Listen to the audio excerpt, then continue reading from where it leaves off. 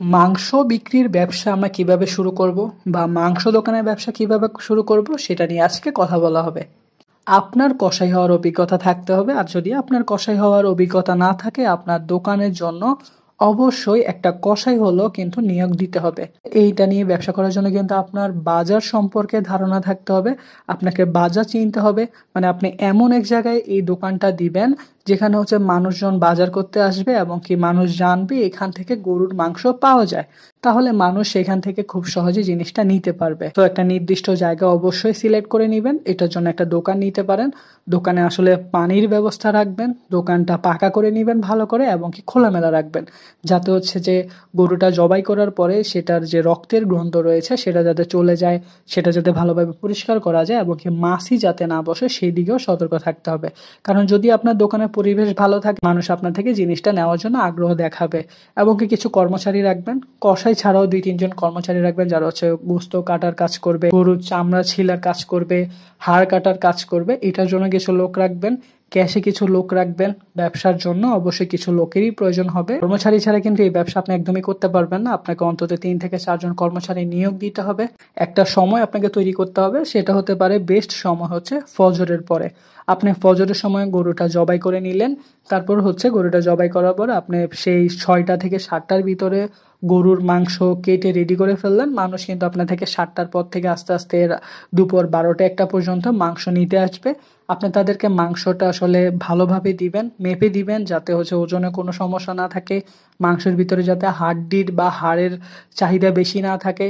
তাহলে হবে কি আপনার কাছে সেই কাস্টমারটা পুনরায় আসবে, কারণ তারা বলবে যে এই দোকানে আমাদেরকে ঠকাচ্ছে না, এই দোকান থেকে আমরা যেটাই নিয়েছি ভালো জিনিস দিয়েছে। এই পজিটিভ মার্কেটিংটা আপনাদেরকে করে নিতে হবে। আমাকে এই ব্যবসা করার জন্য যেসব সরঞ্জামের প্রয়োজন হবে, দামা বলি, ছুরি বলি, বটি বলি, দা বলি, এগুলো আসলে ব্যবস্থা করে রাখতে হবে। যদি আপনার আসলে কোনো কারণে মাংস রয়ে যায় সেটা আপনি ফ্রিজ করে রাখতে পারবেন বা কোনো হোটেল রেস্টুরেন্টে দিয়ে দিতে পারবেন, সেটাও কিন্তু আপনার আলাদা ইনকাম থাকবে। অনেক সময় হয় কি অনুষ্ঠানের জন্য অনেকে অ্যাডভান্স আসলে অর্ডার দিয়ে যায়, সেটাও আপনি করতে পারবেন, সেটার জন্য আপনি রাখতে পারবেন।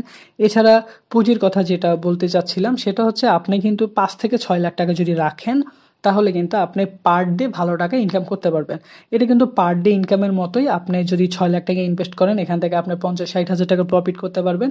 কর্মচারী, দোকানের খরচ থেকে শুরু করে সব ধরনের খরচ যদি আপনি বাদ দেন, তারপরে কিন্তু আপনি একটা গরু থেকে 30 থেকে 40 হাজার টাকা ইনকাম করা আপনার জন্য একদমই সহজ হবে। এছাড়া আপনি চাইলে কিন্তু গরুর ব্যবসার পাশাপাশি কিন্তু খামারের ব্যবসাটাও রাখতে পারেন।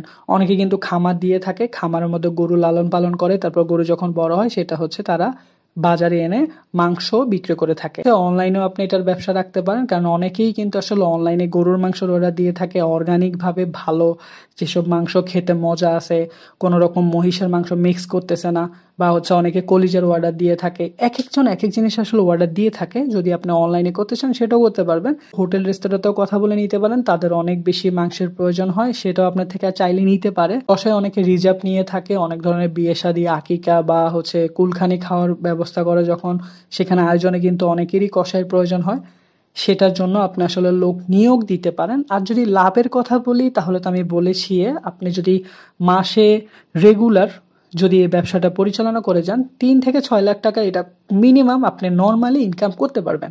তো আশা করি ব্যবসাটা আপনি সুন্দরভাবে শুরু করবেন। আপনার জন্য শুভকামনা রইল। আসসালামু আলাইকুম।